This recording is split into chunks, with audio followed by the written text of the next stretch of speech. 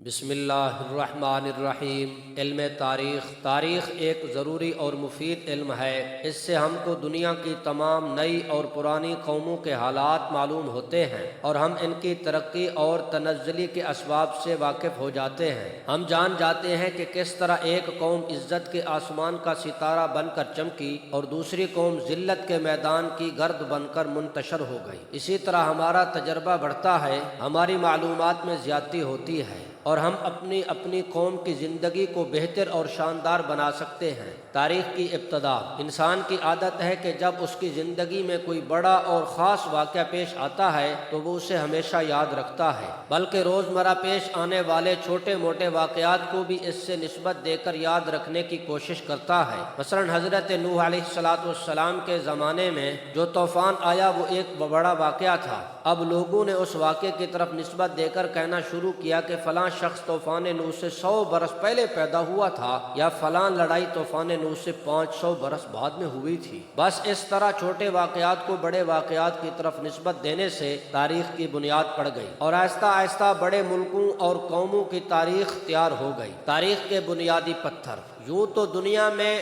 بہت بڑے بڑے واقعات پیش آئے جن کی طرف نسبت دے کر دنیا کی قوموں نے اپنے حالات کو محفوظ رکھا، مگر یہ 3 واقعات خاص طور پر قابل ذکر ہیں جن پر تاریخ کی بنیادیں اٹھیں۔ دنیا کی ابتدا، ولادت حضرت عیسیٰ علیہ السلام اور ہجرت محمد صلی اللہ علیہ وسلم۔ معتبر تاریخ۔ دنیا میں انسانی زندگی کی پوری تاریخ باوجود لگاتار اور انتھک کوششوں کے اب تک نہیں معلوم ہو سکی۔ جو کچھ معلوم ہو سکا وہ اس کا بہت تھوڑا سا حصہ ہے، اور اس تھوڑے سے حصے سے بھی تحریری صورت میں تقریباً 3000 سال کے واقعات میں۔ تاریخ کی قسمیں۔ انسانی تاریخ کی 2 قسمیں ہیں، تاریخ عام اور تاریخ خاص۔ تاریخ عام میں تمام دنیا کے انسانوں کے حالات بیان کیے جاتے ہیں، اور تاریخ خاص میں کسی خاص قوم یا خاص گروہ یا کسی خاص سلطنت کے واقعات بیان کیے جاتے ہیں۔ تاریخ اسلام۔ مسلمانوں کا عقیدہ ہے کہ دنیا میں مذہب اسلام کی ابتدا انسان کی پیدائش کے ساتھ ہوئی۔ دنیا میں جس قدر پیغمبر آئے ان سب نے اپنی امت کو اسلام ہی کا پیغام سنایا۔ یہ ضرور ہے کہ خدا کا یہ پیغام دنیا کے ابتدائی زمانے میں اس وقت کی ضرورتوں ہی کے مطابق تھا۔ جب دنیا نے ترقی کی منزل میں قدم رکھا اور اس کی ضرورتوں میں اضافہ ہوا تو اللہ تبارک و تعالیٰ کے آخری نبی محمد صلی اللہ علیہ وسلم اس پیغام کو مکمل صورت میں لے کر آئے۔ عام طور پر خدا کے اس مکمل پیغام کو ہی اسلام کہا جاتا ہے، اس لیے تاریخ اسلام سے اس گروہ کی تاریخ مراد لی جاتی ہے جس نے خدا کے آخری پیغمبر محمد صلی اللہ علیہ وسلم کے ذریعے اللہ تبارک و تعالیٰ کے اس مکمل پیغام اسلام کو قبول کیا، اور جو آج کل دنیا کے ہر حصے میں تقریباً کئی ارب کی تعداد میں پھیلے ہوئے ہیں۔ تاریخ اسلام کی خصوصیت۔ دنیا کی اکثر قوموں کی تاریخ کہانیوں اور قصوں کی صورت میں ملتی ہے، مگر اسلام کی تاریخ میں یہ بات نہیں ہے۔ مسلمانوں نے شروع ہی سے اپنی تاریخ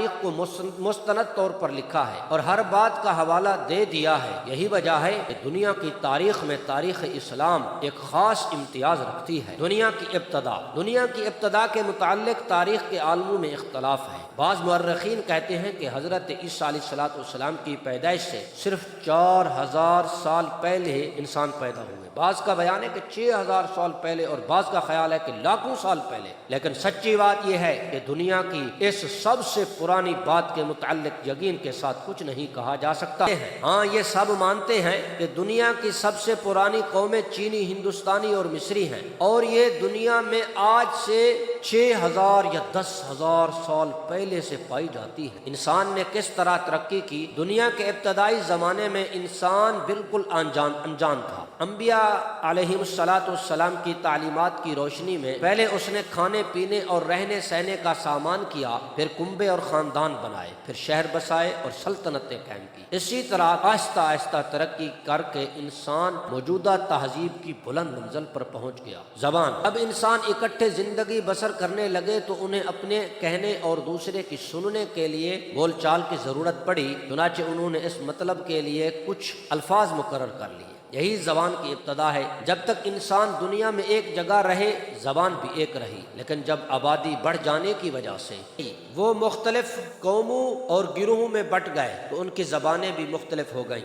عرب علماء تاریخ نے نسل انسانی کو 3 جنسوں میں تقسیم کیا ہے: جنس ابیض، جنس اصفر، جنس اسود۔ جنس ابیض یہ وہ قوم ہے جو ایران میں پیدا ہوئی، پھر وہاں سے نکل کر ہندوستان، مغربی ایشیا اور پھر تمام یورپ میں پھیل گئی۔ جنس اسفر یہ وہ قوم ہے جو چین میں پیدا ہوئی، پھر وہاں سے نکل کر شمالی ایشیا اور جزائر ملاکا تک جا پہنچی۔ جنس اسود یہ وہ قوم ہے جو افریقہ اور آسٹریلیا میں پیدا ہوئی۔ نسل انسانی کی ان 3 جنسوں کے میل ملاپ سے اور بہت سی درمیانی جنسیں پیدا ہوئی، چنانچہ عرب اس درمیانی جنس سے ہیں جو جنس ابیض اور جنس اسود کے میل ملاپ سے پیدا ہوئی اور جسے جنس اسمر بھی کہا جاتا ہے۔ ملک عرب کا ملک ایک جزیرہ نما ہے جو بحر احمر، بحر ہند، خلیج عمان اور دریائے فرات سے اس طرح گھرا ہوا ہے کہ ایک جزیرہ معلوم ہوتا ہے، لیکن خود ملک کی اندرونی حصے میں پانی کی بڑی کمی ہے اور خشک پہاڑوں اور پہاڑیوں کی کثرت ہے۔ طبی لحاظ سے اس ملک کے 5 حصے ہیں۔ تہامہ